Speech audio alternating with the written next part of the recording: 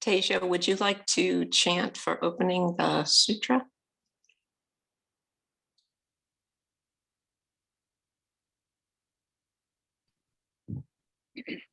An unsurpassed, penetrating, and perfect Dharma is rarely met with, even in 100,000 million kalpas. Having it to see and listen to, remember and accept, I vow to taste the truth of the Tathagata's teaching.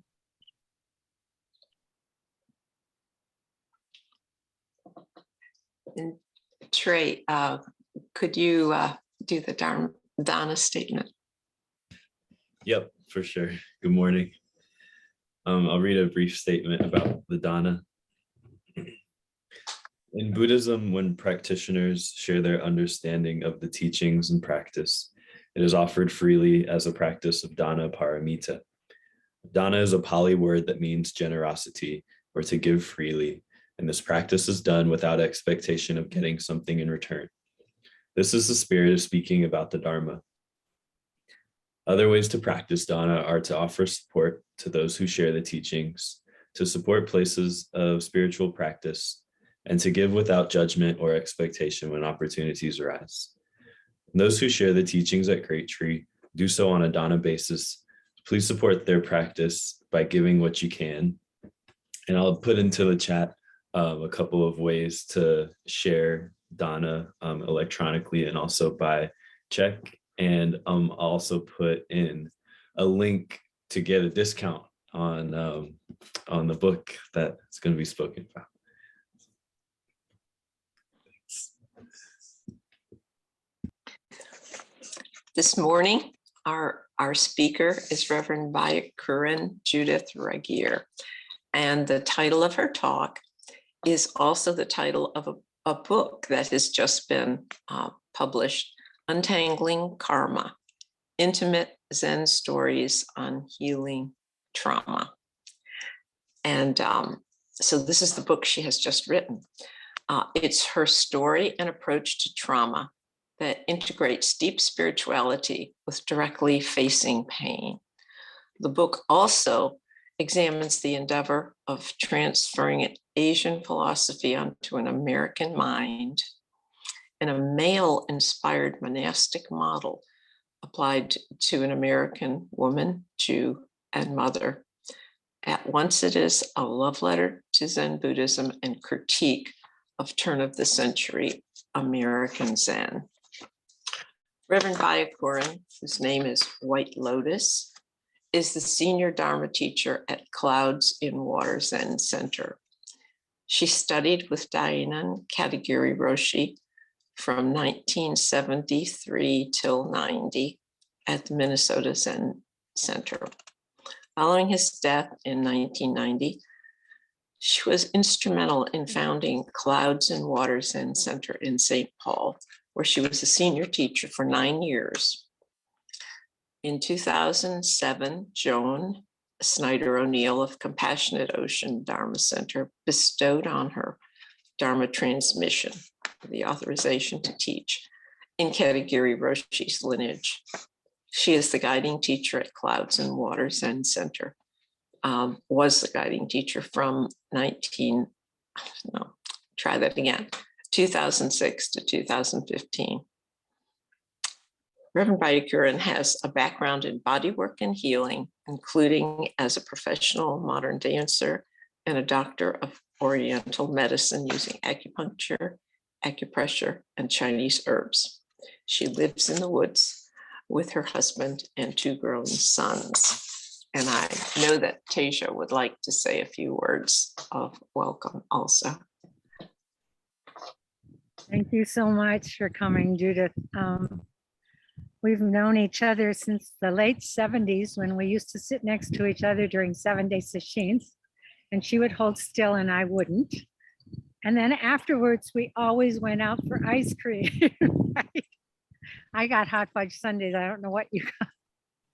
So we have an old friendship that goes way back. And Judith has been to Great Tree more than once, I think, a couple times.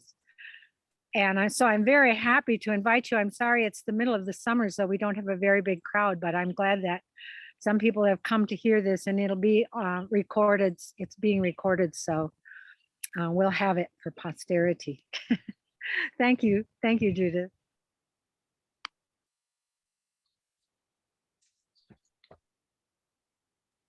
Well, I'm smiling because of my friendship with Tejo. I also used to get fried foods like French fries after sesshin, and we would talk a mile a minute.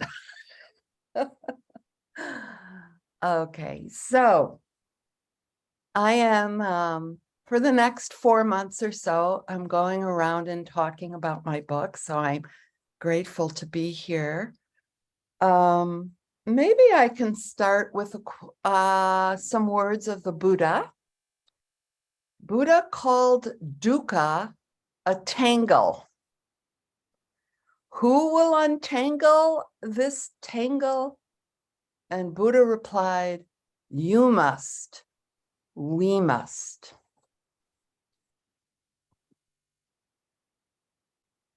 So I think, well, when I first started writing, I just had a few profound stories that I wanted to get down on paper, and I thought would be interesting for people to read.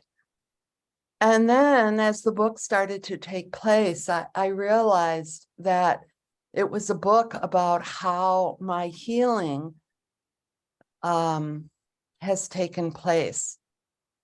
And the book has really brought forth a lot of healing. And I'm moved by Thich Nhat Hanh. May he rest in peace. I'm now saying Thich Nhat Hanh Dio Sho, who said enlightenment was well-being. That was a wonderful little switch in my mind, that the human healing process, plus the process of understanding true reality, those two are merged together, entwined, support each other, and both are very necessary for a liberation. So from that cue, I began to see that the book was about my healing process. And now I see I wrote the book for other people who are entering Buddhist practice with an extremely disturbed emotional body or a very disordered psychology, which was true for me when I was younger. So I guess the purpose of writing such a frank, vulnerable book, Norman Fisher wrote on the back, is it there? This is not the book you'd expect from a Zen teacher and senior Zen priest. Full of pain, passionate intensity, and brutally honest, Judith Ragir's writing shows us what Zen looks like under the hood. And I thought that was a very well put description, under the hood. Or sometimes I think of the Wizard of Oz, you know, at the end where they take away the curtain and you see him doing all of his dials and everything. So this is a book about, mostly I would say that Zen has been the absolute basis for everything that's written in the book. I could not have done what I've done without what Katagiri Roshi, Dio Sho, what he called spiritual stability, or the stability that you get from Zazen. So I think that's very, very fundamental to the book. But the book is mostly written around things that I did outside the Zendo to help heal me. I'm very, very grateful that I had the time and the money to practice Zen. I'm very, very grateful that I had the time and the money to do psychotherapy. I'm very, very grateful that I had the time and the money to do nonviolent communication, understand that. And I'm very grateful that I had the time and the determination, because you don't need money, to do 12-step recovery. Now, I can say that I'm grateful for all of these things, but I could also understand this as my privilege because of my location in society, that I had the time and the money to be able to spend on myself and my spiritual growth and my emotional healing. And not everybody does. So I can call it privilege.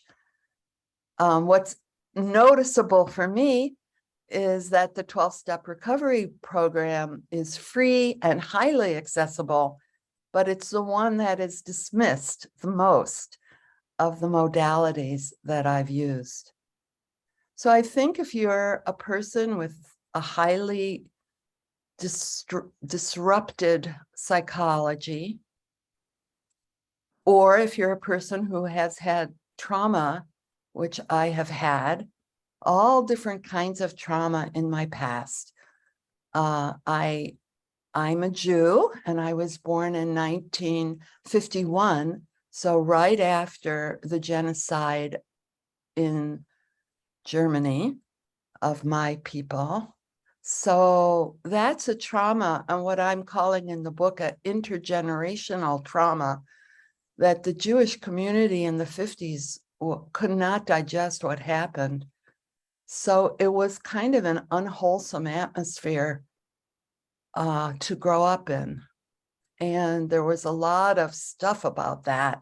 And I've written about it in the book, and also what I did to work through the self-hatred that comes from internalized oppression, internalized anti-Semitism. So that's what I would call a trauma. And I was sexually molested as a child, and I was raped as a young adult woman. And so there was trauma there. And because of a lot of this pain, unmetabolized pain that I had, I turned to drugs and alcohol and overeating to help me get through. So these are stories about the things I did to recover from that. And just as I said that, I want to say, I also don't think you 100% recover, because these are lifelong issues that are planted in our being. And so I smile and kind of laugh that, oh, well, 80% is fine. 80% healing is great. Yay, let's rejoice if we get to 80% healing, or even 80% liberation if we're speaking in Zen terms. That's enough. Pema Chodron had this beautiful phrase that if you only change your karma a little bit in this lifetime, that's a huge success, that you're changing and evolving what you're creating for the future. Part of the reason that I did this exploration again, because I had gone through my stories in all the different modes. You know, I went through the stories while sitting Zazen.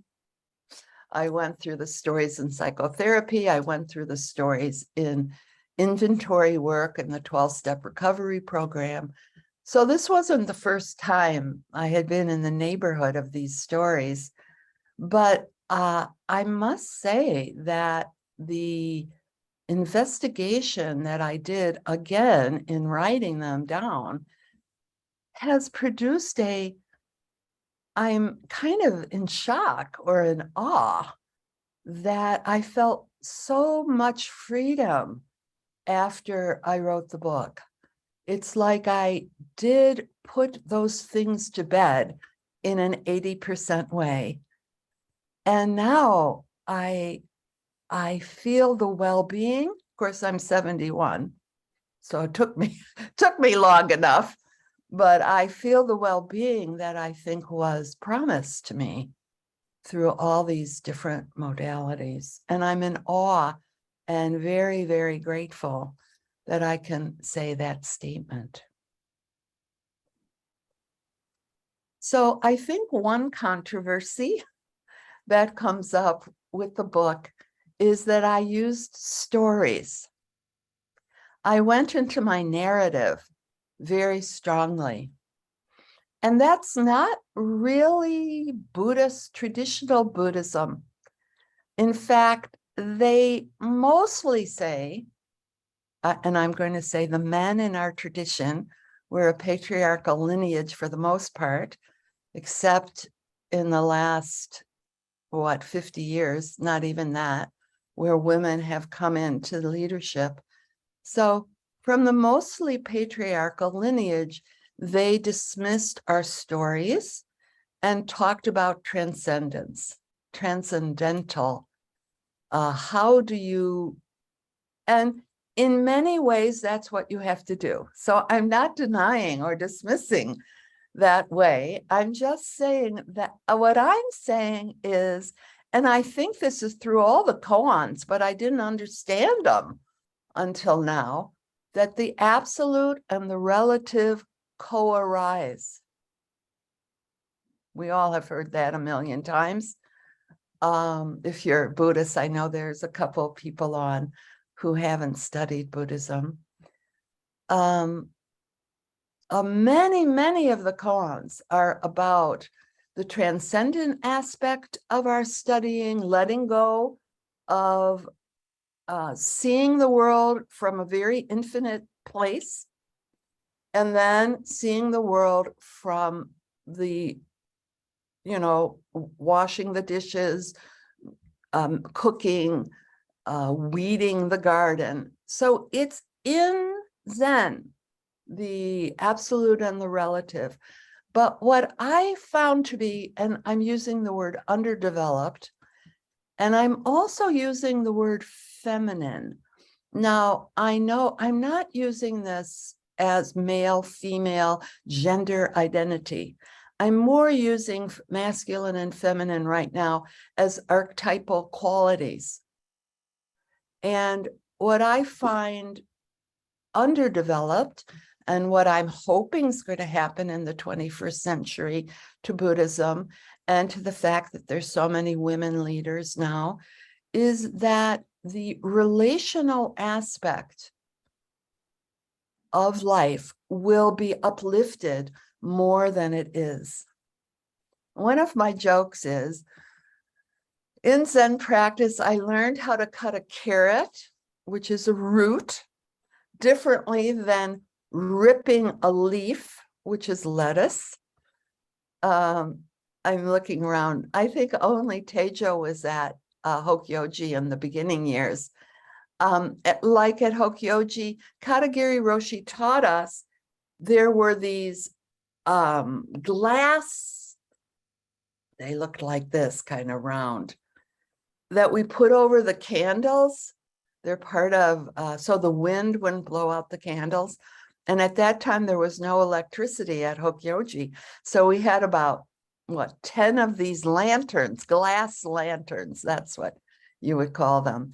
And Roshi taught us how to clean the glass without leaving a fingerprint. So this is wonderful teaching, and I'm not denying how wonderful this teaching is. And I'll add that I didn't so much learn about human relationships from Zen. And I did learn it as you go up the ranking. When you become the Ino, all of a sudden you have to deal with all the people.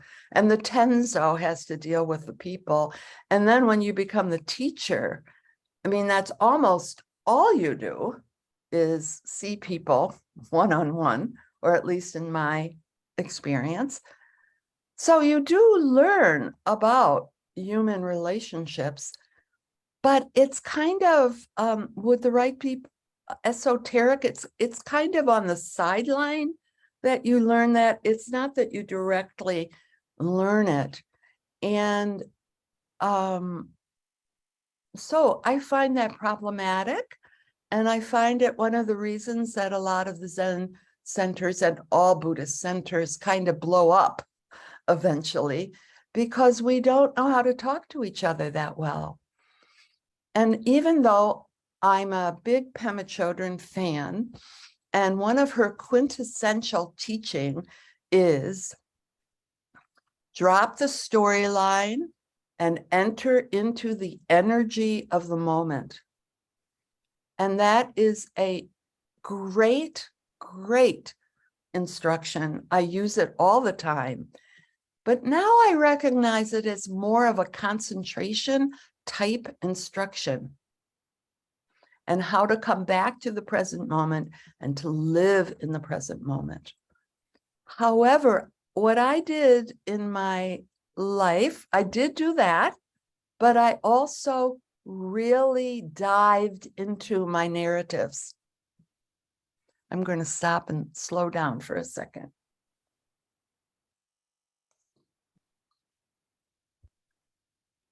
So, right before I left Clouds and Water, people started calling me Roshi, which means a mature Zen teacher. And okay, I was honored, it pleased me. But when I got home, I felt like there was still so much anxiety in my body-mind. And I thought, is this the way Roshis are supposed to feel? So that's what really started me going back into my narrative. And what about my conditions that are producing my anxiety? And I felt like at that time, well, my personal conditions I had kind of metabolized. That's a word I'm using, metabolized or digesting our stories, our narratives that produce our psychic structure, very deep psychic structure. And in order to understand no centralized self, which is one of the primary teachings in Buddhism, I think you have to deconstruct that psychic structure that you built when you were younger. And it's mostly built out of defensiveness against pain, which we all have. That was something I was going to say before. I think we all have trauma in America in the 21st century. I mean, just the social situation that's happening now is traumatizing. But I heard by statistics, and I think the statistics are minimal, that 1/4 of the people in America have had some type of sexual abuse. So what? There are 9 of us. So what does that mean? At least 2 or 3 of us on this call have had that type of trauma in their life. So what I did, instead of drop the narrative, except of course, when I'm working on transcendence. So let me just bring those words in. I'm using absolute and relative. I'm using transcendent and descendant, that both of those are modalities for spiritual life. And in order to have well-being, in my case, I had to do both the transcending, which is, I mean, you can't get better than Zen practice for transcendence. Or touching the absolute reality. I mean, it's totally the best. And the other sects of Buddhism are marvelous at this also. But the descending aspect, which I think of as maybe more feminine, are stories, babies, raising families, our emotional distress, all of those things, I believe, have to be addressed in order for that basic psychic self structure to be deconstructed. So a lot of my going through these stories, again, was to help me keep deconstructing what I made when I was younger. So descending and ascending modalities need to be braided, merged, co-arise. They exist in this present moment, both of them.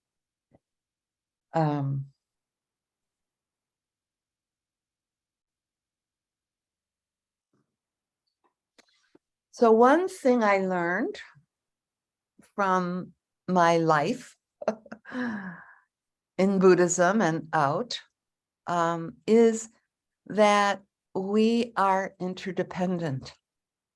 So that's a primary principle in Buddhism. And how I have gotten to it now, I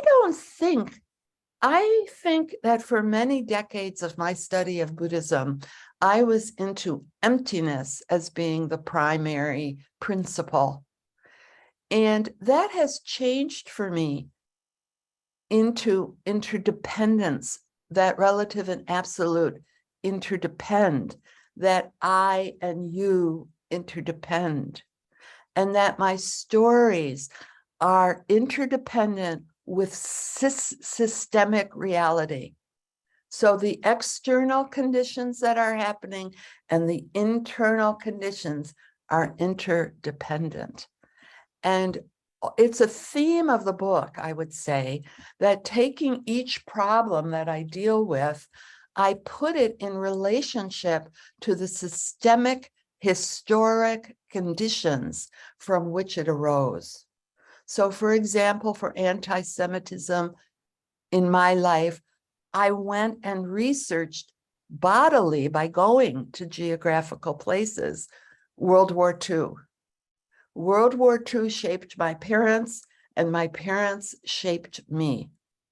And mostly, in my case, I rebelled against my parents. So that's how I was shaped by oppositional defiance. In a sexual abuse situations, it's systemic.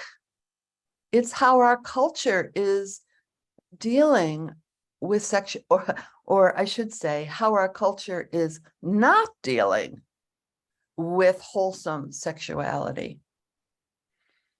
When I think about race, I have a chapter in the book about racial injustice and how I learned about my own internalized white supremacy. And again, 80%, I mean, I'm just learning. I make tons and tons of mistakes. But nevertheless, it was very important to me that I understand the history of slavery. So I went to Africa, I went to Ghana and learned about that slavery, that the beginning of slavery, what they call international slavery. And then I went to Mississippi. Several times I went to Mississippi to get the domestic side of slavery. So this is the way I began to investigate. And it was Bernie Glassman, Daosho, thank you, Bernie, that opened my eyes to plunges, is what he calls them, which is putting yourself in a place where your undigested trauma will surface so that you can metabolize it and then hopefully release it or untangle this internal structure that is holding so tightly to your defense mechanism from that external thing usually. So that's another theme in the book, is facing consequences. facing the pain of consequences. So, for example, well, all of it is an example, like going to Auschwitz-Birkenau. And I just want to make sure I have time, because I'd like to leave time for discussion. When I went to Auschwitz-Birkenau, which is a concentration camp with Bernie Glassman's group, I went to face what happened there. And it kind of blows your mind. When you actually face these things, it blows your mind, your concepts, ideas, opinions, which Bernie Glassman called don't know mind, and we call that a lot in Buddhism. And bearing witness to the pain of the consequences of human action, misaction, misconduct. And then from that pain, the pain that you allow yourself to experience turns into the energy of action. It propels you to do something. And it's not something that's coming from your ideas, opinions, and concepts. It's something that's coming from bearing witness to the pain and wanting to do something kind to help heal what has occurred. And it's kind of like in the sexual chapter. I wrote the sex chapter before the Me Too movement. And I'm very glad, of course, that the Me Too movement occurred, because it's bringing into consciousness, cultural, systemic consciousness, our culture's unwholesome sexuality. But what is interesting to me, and I guess why I wrote that chapter, is because nobody talks about, the Me Too movement talks about 5 or 10% of the problem, which is the actual occurrence. It doesn't talk about what a victim has to do to heal. And as some of you might know, it's a lifetime of healing. And I wrote what I had to do to bring myself to being a sexual woman in this society and with my husband, and not being shut down, because that's what I did as a 10-year-old, a 13-year-old, and a 30. Well, the 30, I did something else, but as a 10-year-old and a 13-year-old, I shut down. So I have spent my whole life opening up, fixing that, healing that through the investigation of the narrative. It's one of the reasons I'm not wearing my robes right now, is for 20 years at least, or 30 years, I looked like a man, in my opinion. I wore black, I had my head very, very short. And right now it seems very healing to me to really look like a woman. And it's very particular to me. I'm not suggesting this for anybody else. But for me, right now in my life, there's a freedom to really accepting and looking like a woman, which is, like, I think, descendant. It's not transcendent narrative. So one thing I'm learning, so the book's been out 2 weeks now, and people are giving me some feedback. And some people read through the whole book like they can't put it down. And a couple of people have told me that they had to stop in the sexuality chapter. So that's very interesting to me. And I do believe that's kind of the nadir of the book. You know, nadir, the lowest point in the book. It's also a chapter I never want to read again myself, although I will have to. But so that brings me to healing trauma again. I think it's very important that people go at their own pace, because healing has its own pace and it's very mysterious. And you move at the speed of your own trust. And I think that for me, part of Zazen was increasing my trust in the universe, my trust in my body, my trust in the rhythm of life increased and increased as I sat. And with more trust, I could handle more of my pain. And I think also that Zazen increases our capacity to hold negative emotions. And so the more I'm able to hold it, the more I can go into the pain. So I've been telling people, if you hit a place that creates an upset, just notice it, slow down, stop reading, go to a different chapter, and then just let that be seeds. That's the identification that there's been a trauma that is unhealed or needs more attention, and you do it at your own pace. And that's something that actually I'm realizing now, I could say, Zen, the form of Sesshin does not allow people to go at their own pace. So in a way, I love that, because you surrender to the form and you're held by the form, and you start and you go through it and you're finished. And many times when I was going through trauma healing, I did it because I was held so firmly in the form of Sesshin. It allowed me to let go inside because I knew exactly what I had to do, right? You know? And as a teacher, I would notice, and occasionally I would see that there was someone who had a lot of trauma in their life and they were not handling it well. They were overwhelmed. Their Zazen wasn't strong enough to hold them on their seat. And I would loosen up their structure. I would tell them to go for walks. I would teach them how to chant with a mala. I would tell them to take naps. I would tell them to go out and look at nature and come back to the Zendo when they've regulated themselves again.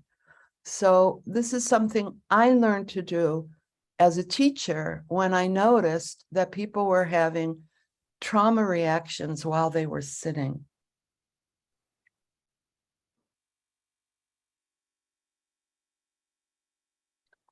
So I'm just going to talk about forgiveness, because forgiveness is now one of my main practices.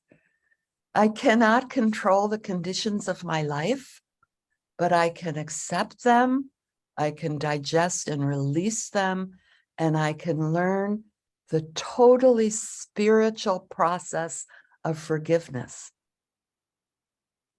It's totally spiritual, because I'm going to tell you something about Judith Ragir. She does not want to forgive. She likes to hold the resentment, and she likes to get back at you. And I learned that from my dad. But that's not how I want to lead my life. It doesn't bring me well-being, and it certainly doesn't bring me inner peace. And it makes me a perpetrator when I do that. So I have really taken up the practice of forgiveness. And the Vipassana community has a beautiful forgiveness practice if you're looking for a meditation around forgiveness. What I'd like to say about forgiveness is it's a grace. It doesn't happen by your own willpower. It happens, you know, as you're doing your journey and going through the stories and feeling the pain. After, this is more than 3/4, so what would that be, like 7/8 or something like that? At the end of your journey of healing, grace will come to you because of all the work that you've done. And if it's unconditional forgiveness, it comes from your higher consciousnesses. It doesn't come from your ego. So that's why meditation is so important, because that's how you get in touch with the higher consciousnesses and the universal rhythm of life. So I'd like to read from the book on forgiveness. This is the paragraph where I forgave my dad. My dad was a very angry man. Bless him. I almost said Daosho for him. I lived in an angry household. It was very critical. It was very hard to grow up in my household, and I have verification of that from my brothers. And it wasn't until I went to Auschwitz-Birkenau that I realized what the causes were of my dad's rage. And this is true for all oppressed people, I think, that if you look back into the history, there is a righteous anger about what occurs.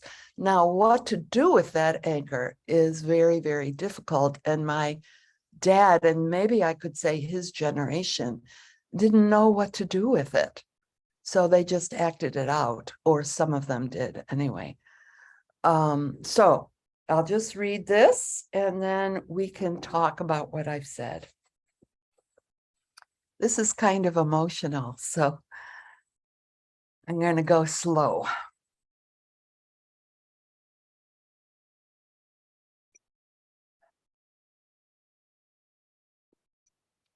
Standing in the middle of the Birkenau concentration camp, I realized the causes and conditions that had made my father my so-called enemy, and he became a human being in my eyes.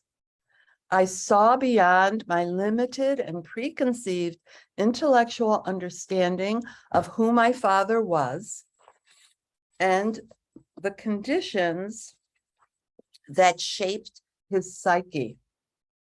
My heart opened to the causes of my father's rage.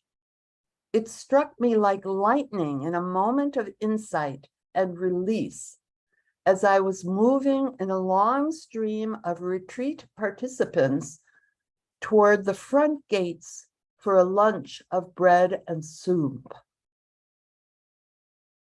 All of a sudden, with no warning or intention, I found myself dropping to my knees, my head bent over and my hands on my heart. People were streaming past me on both sides, as if I were a rock in a stream, the water rushing past. In this moment, out of time, huddled forward over my knees, I forgave my father and asked him to forgive me. Crying and howling with grief for my ancestors, for my parents, and for me, I saw the many repercussions of the violence and dehumanization that had happened in Birkenau and in my people's lives and their connection with my own life.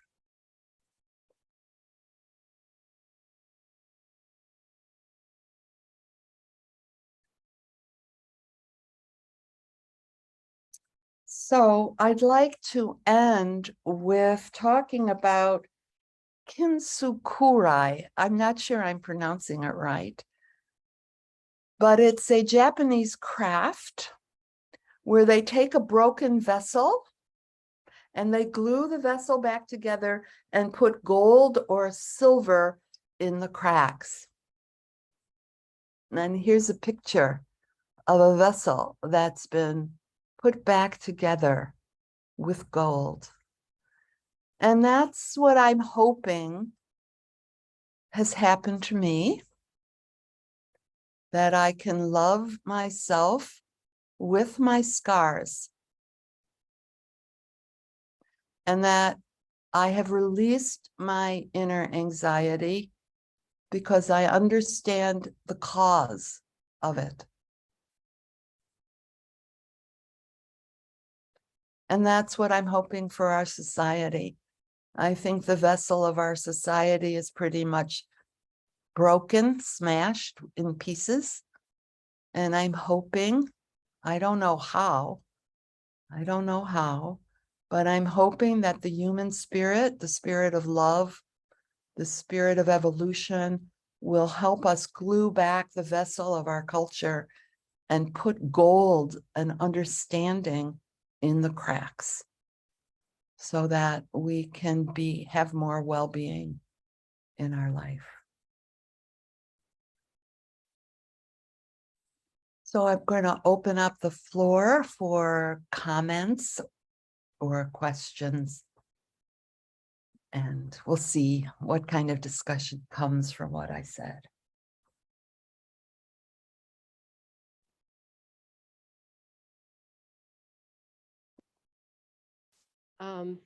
Hi, good morning. Byakuren. I was at Great Tree. It might have been 12 years ago when you were there, and you made such an impression on me. And I'm so glad to be here again to hear you and take some wisdom, hopefully. And thank you, especially about the chapter about your father and forgiveness, because I have a lot of that in myself, and I'm feeling like I just need to leave it go. I've not seen him in 30 years. But you know what? There's a reason why he is the way he is, like your father was the way he was. So all I can say is thank you and peace be with you. Thank you. I think the book for me, I often have called it an exorcism of hatred. That I went through again and said, where am I still hating? Or where am I prejudiced still? Because that's not what liberation is about. Like if you're called a Roshi, you shouldn't be holding that kind of stuff. You know, you can have your ups and downs, but I wanted to be released from hatred. And 80%, I feel free of it now. If I dare to even say that. Is it okay that I'm saying that?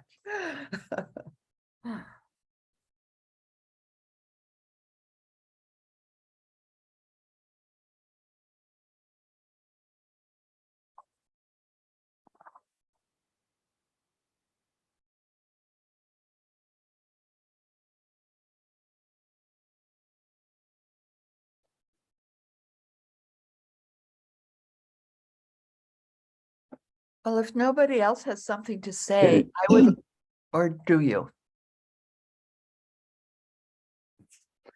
I'd like to read you the koan about the breaking of the vessel.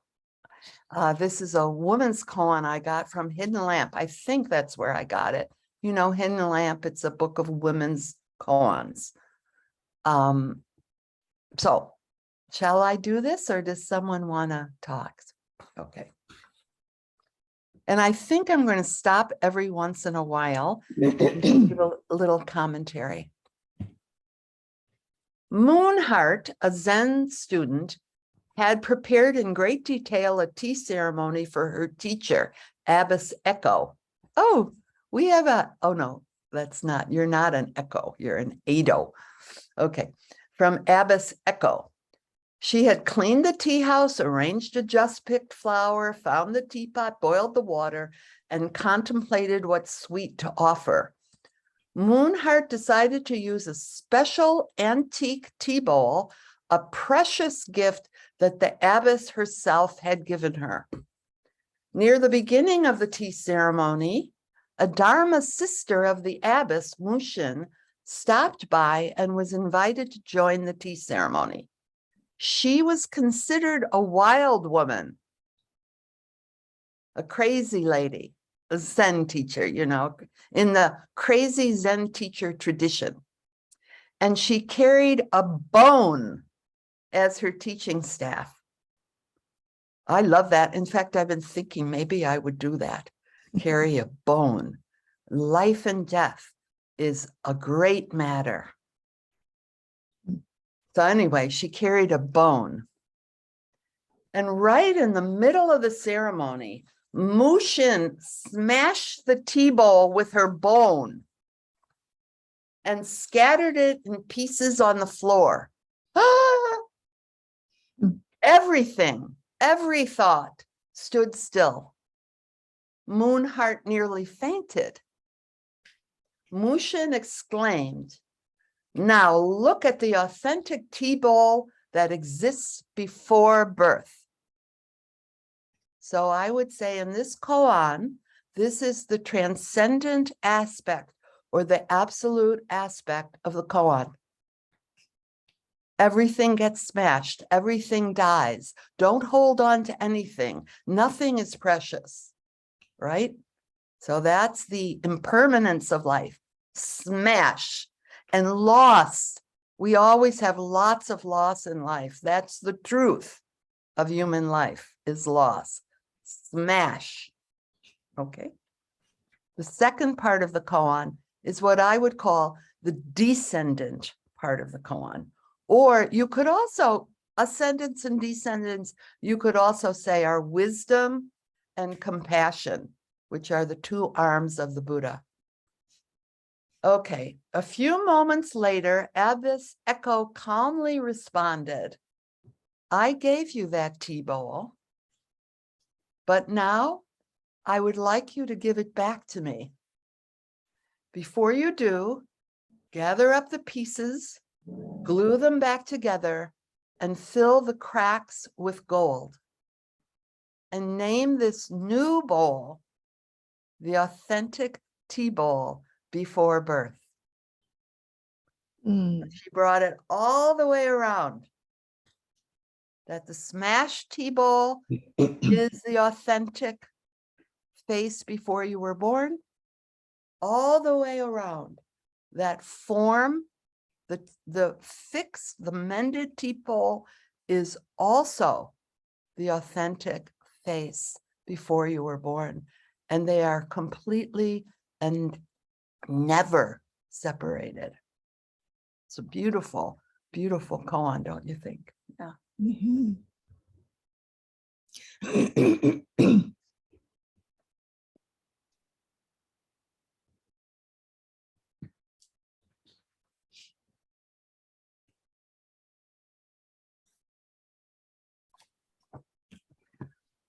I can go on forever talking. Oh, Tejo, do you want to say something? Yeah, it seems like the last thing you read, it seems like it's talking about interdependence, and it takes us directly to that bigger relationship that we're within. The way that, especially the way that you explained it. And that's why interdependence is so important to me now. Yes, yes. Mhm. And you know, It's- interdependence is to me, the more that I experience it, and I feel like I experience it a lot through Zazen, is the more that I feel free. Because, you know, as you illustrated in that koan, there's nothing really to attach to. And that's freedom, really, just recognizing that. I'm curious, Tejo, did you have any contradiction to going into your story? I'm curious. Using the narrative, it's very psychological, which makes it not so Buddhist. Well, actually, I've started doing that because John recommends that everyone write their own stories. He said you learn a lot by writing your story. So I've started writing my story, you know, from my time I can remember, or from the time that stories were told to me about myself. And I don't know, this is really, it sort of highlighted the value of that kind of practice. Oh, I'm greatly relieved. Because one of my biggest fears when I was writing the book, and certainly when it began to be published, was that the Zen community would just think it's too psychological and criticize it. What? So what? You know, Yeah. I don't think anything is non-Buddhist, Judith. Well, thank you for that. That gives me a great deal of support. Oh, And well, I am thrilled by this book, and I'm very excited about it. Thank you for doing it. oh, that means so much to me because I respect your opinion very, very much. Thank you. Am I heard right now? Yes, I can hear you. Yeah. My question is that Zen feels to me like a very old tradition. And I'm wondering if psychological is a relatively new thing compared to Zen. And that Zen maybe has resisted becoming updated, or it has value even though it's not in the melange of things. And I guess that's all I wanted to say. I don't know what my question is really, but it's just Well, Elizabeth, like something newer. you knocked it out of the ballpark. That is the tension of 21st century Buddhism. Do we preserve the form because we've gotten so much from it, because it's ancient, because it's very, very pure? Of all the Buddhist forms, Zen is very simple and very pure. Do we preserve it? How do we preserve it? And the other problem is, and I think this is systemic, that the patriarchal religions emphasized the transcendent side, and they didn't emphasize the relational side. You know, and some Buddhists, they don't even want to touch women because we're so threatening. So how does the American mind receive the teaching and then use it in our life, which is very, very different? I mean, psychotherapy has, I mean, Freud was in like 1880, if I believe, or even earlier than that. So, and Asian minds are extremely collective. They're beautiful in that way, and they have their shadow. And American minds are very independent, fiercely independent, and that has a shadow. So how do we, I don't know. You know, just Go ahead, Tejo. that we're very independent, but we're also very rigid. Judeo-Christian culture is very rigid. And that's the thing that I'm realizing. You know, I taught a class in Chan at the local college. They wanted Chan and Zen. And the main thing that I saw was how it's been changed over the years, and how even Dogen Zenji, if you listen to Shohaku talk about Dogen Zenji's teachings, I've been transcribing a lot of his lectures. Dogen was a rebel. Everything that was said, he says, oh yeah, well, that's the way Buddhism, that's the way we believe it, but that's not the way it is. I mean, everything he wrote is, I mean, and I think that that's something we have to realize, we have to recognize in our minds, that we have to follow the spirit of the practice and not get caught in the trappings of it. Well, you know, Tejo, I joke, I don't know if it's a joke or not, but I say that my study of Dogen, which started with Katagiri Roshi, and then I've studied with Shohaku, and then I taught what I learned from Shohaku, I taught the last 10 years of my teaching life. It was actually Dogen who liberated my thinking so that I could leave clouds and water if I felt that that was the right thing to do, that if I feel like I should look like a woman and dress pretty, that's what I should do. It was Dogen who told me that the flexible mind and that my essential presence in the moment is what the practice is. So most people think of Dogen as very traditional and form oriented. But what I got out of studying Dogen was the opposite. Yep, and that's what Shohaku is discovering, through the commentaries on his writings and everything. Yeah.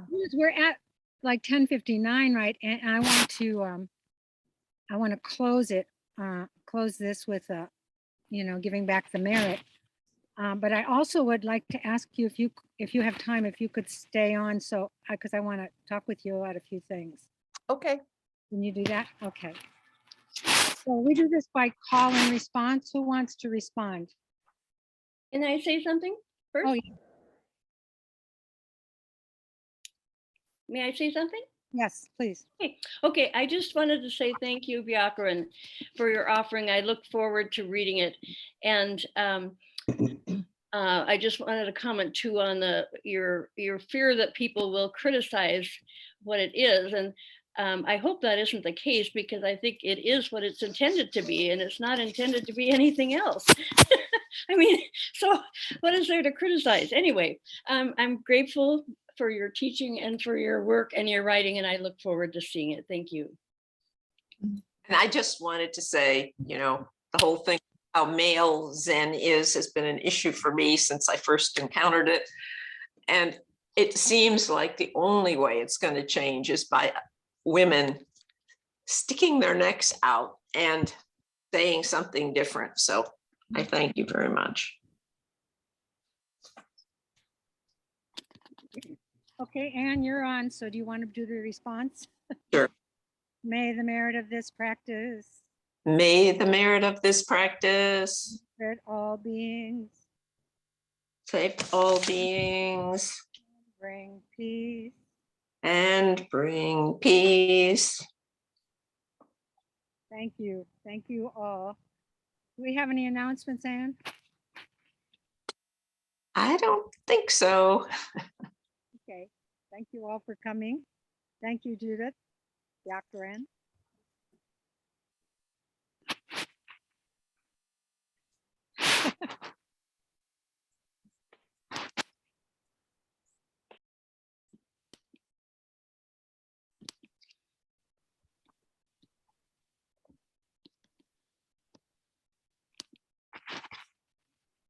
Having trouble seeing this because I'm in the sun. I don't know how to get out. Well, At the bottom right is a red leave button. on your screen there is, but on mine there isn't. Oh, I don't know what happened, but I'll just ignore me. Do you want to go? Let's go off. You want to come back on? okay. The same, Yeah. okay, so let's leave and come back on. Okay.